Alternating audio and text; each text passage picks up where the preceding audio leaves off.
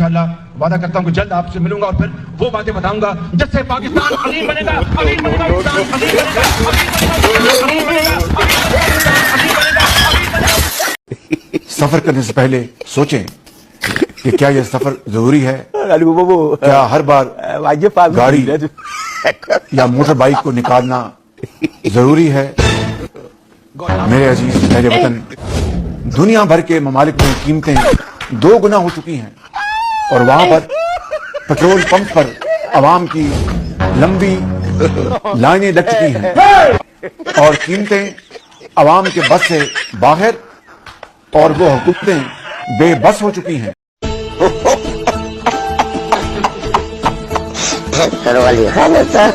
नवी नवी निजामी रोजी अलामत हम आपकी आखिरी रेजिकी का सब तो बामुदे अस्तगफिरुल्लाह Florni kato basha kudah jauh bagi meladi koto bapo boso dasi surat halga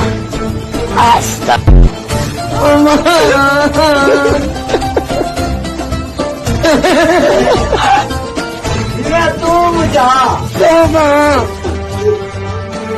क्या कुरान बिगाना में अब यकीन करें बड़े बड़े दगड़दले देखे हैं पर पाकिस्तान में बैठे हुए ये जो कुछ साफी हैं, ये हसन अयूब, मुनीफ फारूक, वो संडेला और वो क्या मंसूर अली खान, यकीन करें जिस तरीके से ये लोग हुकूमत को डिफेंड कर रहे हैं ना, मैं कहता हूँ इन जैसे सब बगैरतों का लेवल ही अलग है।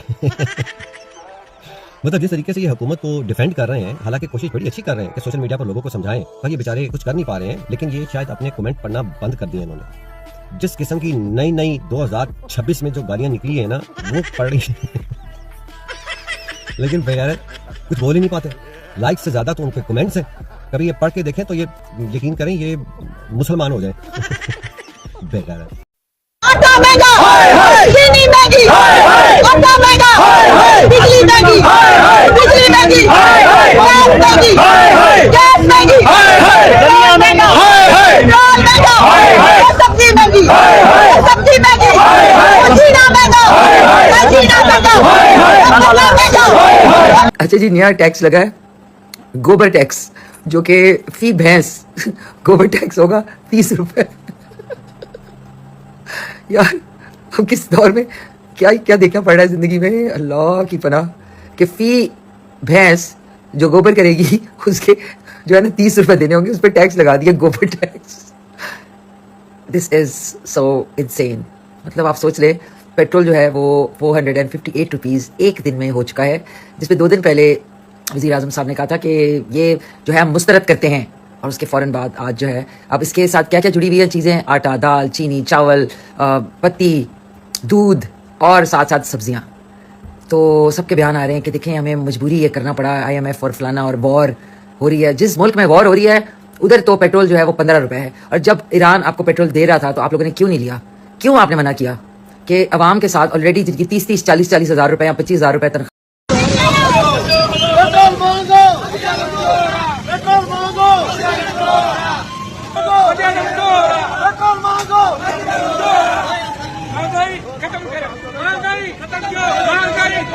तो हम पंजाब के अंदर एक लॉ लेके आ रहे हैं जिसमें जो गटर का ढक्कन चोरी करेगा, जो गटर का ढक्कन बेचेगा, जो गटर का ढक्कन खरीदेगा, उस सबको 1 से 10 साल कैद होगी।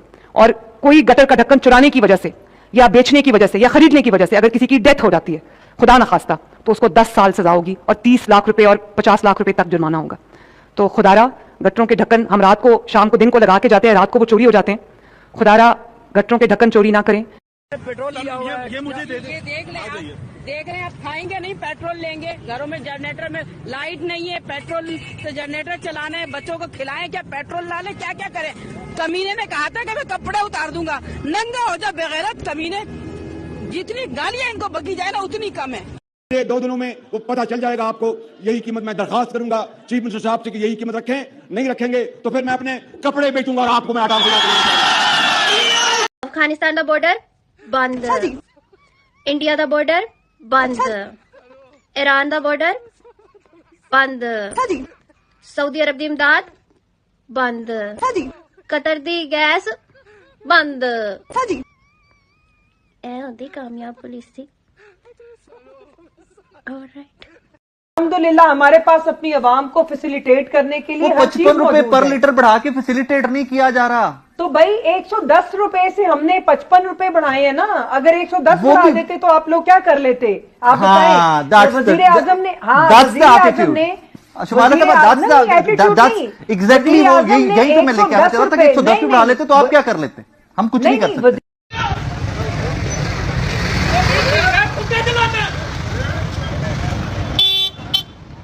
बिल्कुल बंदे सही कह रहे हैं। 20 मिनट पहले पेट्रोल ने बताया गया, 20 मिनट पहले पेट्रोल ने बताता ठीक हो गया। 20 मिनट पहले पेट्रोल ने बताया जी अच्छा तेल अजे तक उस रेट से खड़ा गया ठीक है। 22 मिनट पहले पेट्रोल ने बताया क्यों किस वास्ते? अजे भी 12 नहीं बजे, अजे भी देख लो 11:47 उन्होंने पेट्रोल इतने कटा उसे पेट्रोल ने बताता है। हाँ देखो जी पेट्रोल इतने बताता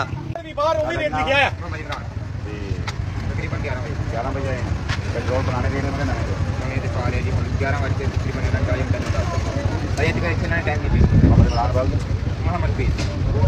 ये गुजारिश करूंगा भी पेट्रोल और डीजल का रेट 2000 रुपये लीटर करते, कोई डर नहीं। कागज चुकने वाला भी मोटरसाइकिल पे चला है और हम अमीर लोग भी मोटरसाइकिल पे चला। हमारे में मोटर कागज चुकने वाले में फर्क के रहा 2000 रुपये लीटर तेल कर लोग गाड़ियां साइड में लगेंगी, हमारी गाड़ी चलेगी तभी तो पता लगा। पेट्रोल महंगा होने के बाद हमारी हरामजादी हुकूमत ने और इन करप्ट जर्नैलों ने सबसे पहले जिस टाउट को लॉन्च किया ना वो ये टाउट है जो आके उनके तर्जुमानी कर रहा है कि पूरी दुनिया में जंग के हालात हैं, पेट्रोल महंगा हो गया, ऐसे हो गया। हालांकि पाकिस्तान की यूथ इमरान खान के बाद अगर किसी को पसंद करती थी ना तो वो ये बंदा था।